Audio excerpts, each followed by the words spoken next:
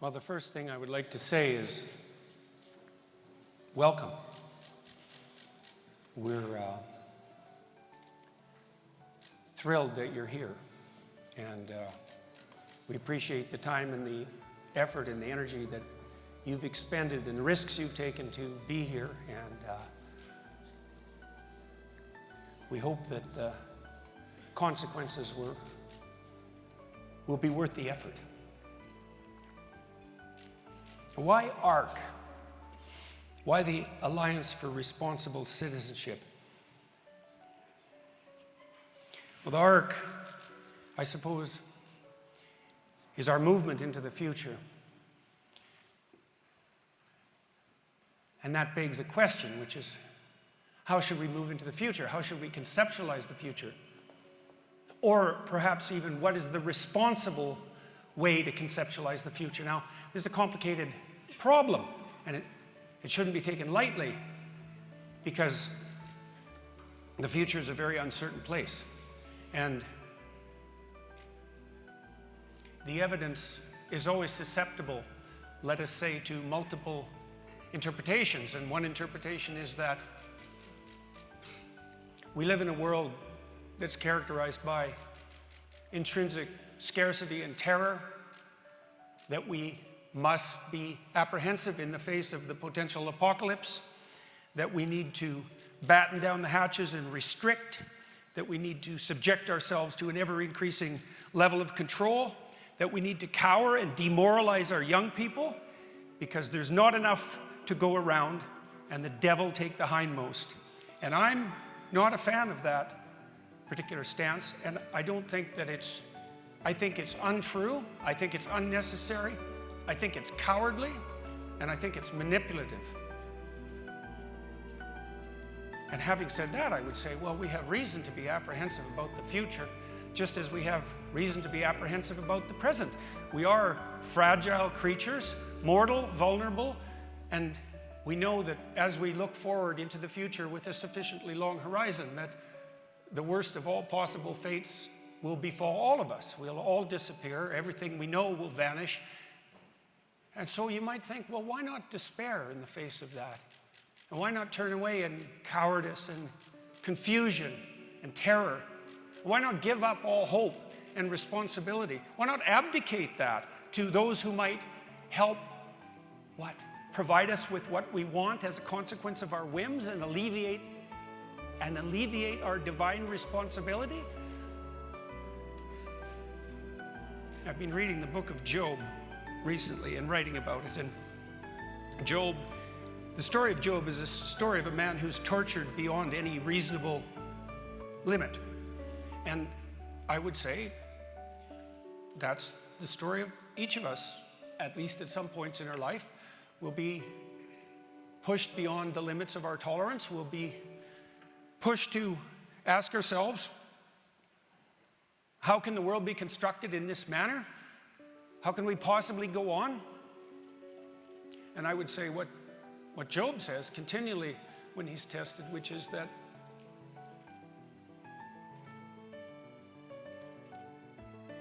we have the responsibility, and not the naivety, right? The responsibility to face an uncertain future with faith and courage. And that faith doesn't mean the willingness to believe preposterous stories designed for naive children. It's the faith that's necessary to confront the future properly is indistinguishable from courage. Like, what could be? Well, the worst we can possibly imagine. What else could be? The best we could possibly hope for. How do we determine which of those two potentialities make themselves manifest? Well, we do that as a consequence of faith. We make the presumption that despite the evidence that might present itself to us about the fundamental hopelessness and meaninglessness of existence, to take the nihilistic stance, that the fundamental, essential aspect of being itself and of human being is positive and noble and worthy. And to act in accordance with that as an axiom, to decide that that's worth staking yourself on, because you're going to stake yourself on something, or you'll stake yourself on nothing. And that's not a wise decision. And so maybe we stake ourselves on courage and say that despite our limitations and the magnitude of the task that besets us, that unbeknownst to us and in a mysterious manner, we have the capacity, if we conduct ourselves properly, to make the best of anything that presents itself to us, to make the very desert bloom. And that's a different vision than the zero-sum Malthusian nightmare that's been presented to us. Is it not possible that if we each brought to the world what we could bring to the world, and that if we all cooperated in the manner that that bringing forth would enable, that we could still wreak untold miracles? We've done that continually in the past. Could we not have, with all of our technological might and power, could we not have a future of unlimited abundance and opportunity for everyone? Is it not possible that we could aim at that? And is it only naive to presume that that might be possible? Or is it actually a hallmark of courage and faith to say that that is what we could have if we chose to do it?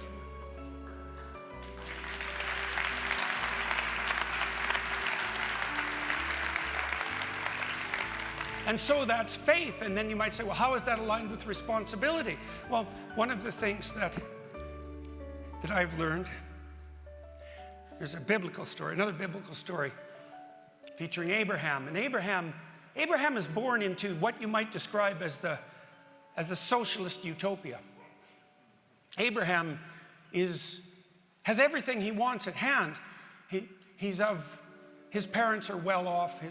His tribal group is flourishing. Abraham has no reason to move out into the world and to do anything. He has everything he needs at hand. If his needs are construed, let's say, as the needs of an infant who's dependent and needs merely to be satiated, and Abraham hears the voice of his ancestors, right? The voice of God as he hears it, and the voice says, leave your comfort, leave your family, leave your tribe, leave what you know, move out into the world. Why? Because you could have the glorious adventure of your life instead of the infantile satiation that has encompassed you. And then you might say, well, how do you have the glorious adventure of your life? And I would say that you discover that in responsibility. And I would say further that that's not something that we have been communicating well for decades. We're torn apart with concerns about identity. And what does identity mean? And we insist at every moment that our identity is to be found in the instantaneous gratification of every possible hedonistic whim, knowing full well that a pathway that's marked out by nothing but that self-serving hedonism is destined to despair and catastrophic failure. And we say at the same time that, like God himself said to Moses, I am only what I say I am, and I can define myself completely. The ultimate extension of a narcissistic liberalism. Well, what's a responsible response to that? Take responsibility for yourself. Why? Because in bearing that noble burden, you'll find the self-regard that sustains you through catastrophe. And if you can take care of yourself, well, maybe you can dare to offer your hand to someone else, to your wife or to your husband, and you can say, we can join together, and as a unit, we can be stronger and more responsible than either of us could be apart. And then if you're careful and awake and you take on the responsibility, you can manage that. And then if you can do that, maybe you can dare to bring children into the world. And you can say, well, we can weld our family together, and we can make of our local environment a place of productivity and harmony and generosity. And if we can develop expertise in that, that will be a meaningful adventure. And then maybe we can extend a hand beyond that to our local community, to our neighborhood, to our town, to our city, to our nation under God. And we can serve at every one of those levels of hierarchical responsibility. And in doing that, we find the adventure of our life. We find the meaning that sustains us through catastrophe. And we simultaneously protect ourselves from being the aimless slaves who do nothing but wander blindly in the desert, and from the tyrants who would like to govern every single action we take. If each of us did everything we could do and needed to do, we would have no need for a king. We're sovereign citizens. We have responsibility for our own destinies. If we take that on, there's nothing we can't do. We organize ourselves properly. We aim at the truth. We interact with each other as reliable, productive, and generous individuals. We engage in the proper sacrificial service that enables the community. And we tilt the world towards heaven and away from hell.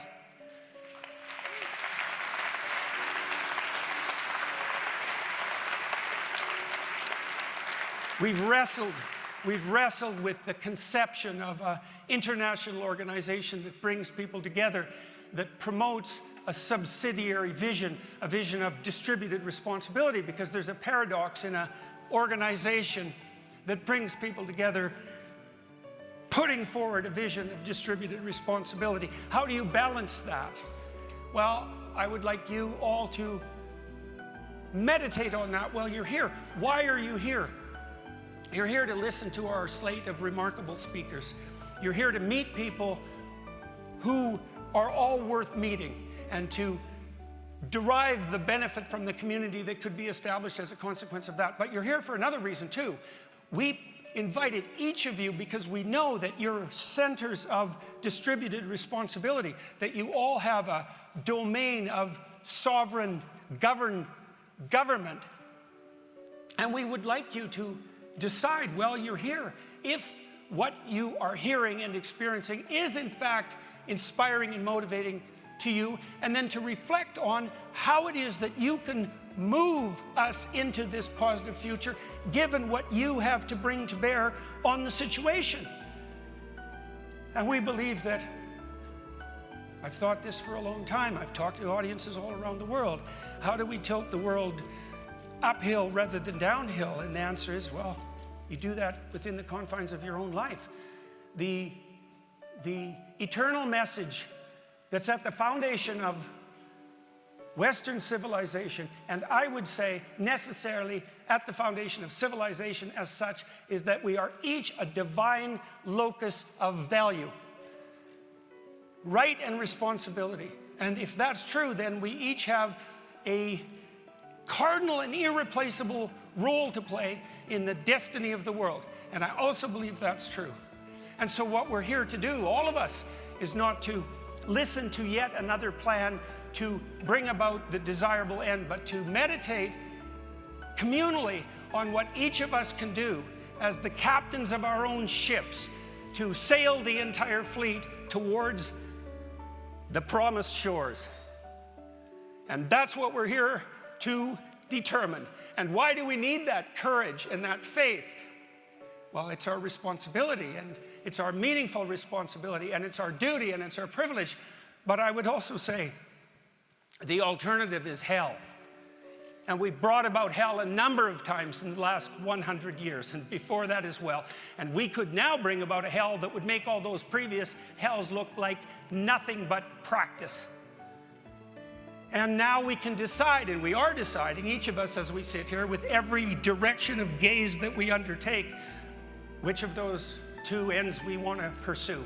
And if we're careful enough about pursuing the proper ends within the confines of our own lives, then maybe the proper end will make itself manifest in the world.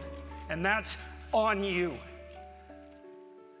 So God help us all as we sit here and determine what our responsibility is in relationship to the future. And I mean that most truly. And I would like to thank, as deeply as I can, all of you for coming here to engage in this enterprise and to join with me in the prayer that we're wise enough to do this properly. Thank you very much.